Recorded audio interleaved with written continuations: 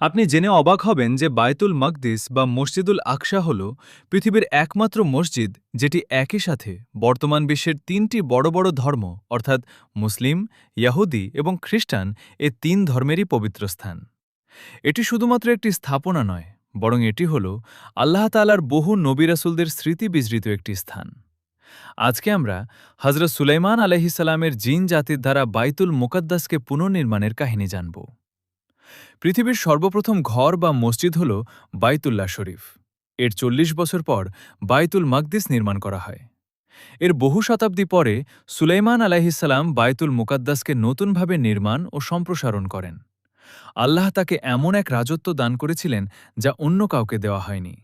তার অধীনে মানুষ, জিন ও বায়ু পর্যন্ত নিয়ন্ত্রিত ছিল।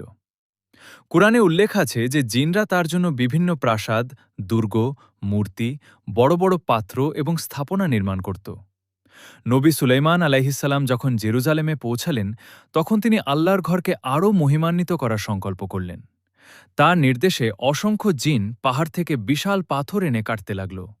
কেউ দেয়াল তুলছে, কেউ স্তম্ভ নির্মাণ করছে, কেউ অলঙ্করণে ব্যস্ত। মানুষের পক্ষে যে কাজ বহু বছর লাগত, জিনদের সাহায্যে তা দ্রুত সম্পন্ন হতে লাগল। দিন রাত নির্মাণ কাজ চলতে থাকল, আর সুলাইমান আলাইহিসসালাম আল্লাহর শুকরিয়া আদায় করতে লাগলেন। সুলাইমান আলাইহিসসালামের মৃত্যু ও জিনদের ঘটনা কুরআনের সূরা সাবা ৩৪:১৪তে একটি বিস্ময়কর ঘটনা বর্ণিত হয়েছে।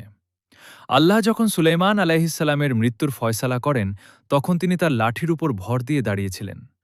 জিনরা তাকে জীবিত মনে করে নির্মাণ কাজ চালিয়ে যেতে থাকে। তারা বুঝতেই পারেনি যে তিনি ইন্তেকাল করেছেন। মূল ঘটনা হল, একদিন সুলাইমান আলাইহিসসালাম তার প্রভুর ইবাদতে দাঁড়িয়েছিলেন। হাতে ছিল একটি লাঠি। সেই অবস্থায় আল্লাহ তার রূহ কব্জ করে নিলেন। কিন্তু জিনরা তা বুঝতে পারল না। তারা আগের মতোই কাজ করতে থাকল। দিন গেল, সপ্তাহ গেল, মাসও কেটে গেল। সবার ধারণা মহান রাজা তাদের কাজ তদারকি করছেন। অবশেষে একটি ছোট্ট ঘুণ পোকা তার লাঠি খেতে শুরু করল। ধীরে ধীরে লাঠি দুর্বল হয়ে গেল।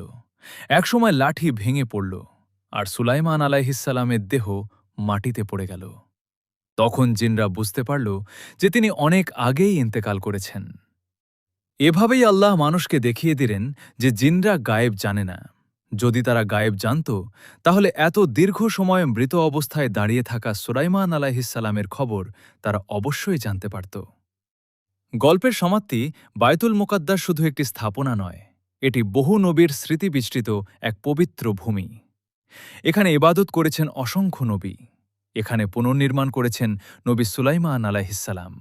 আর এখানেই আল্লাহ মানবজাতিকে শিক্ষা দিয়েছেন যে গায়েবের জ্ঞান একমাত্র তারই কাছে। জিন, মানুষ, রাজা কিংবা নবী, কেউই আল্লাহর ইচ্ছার বাইরে নয়।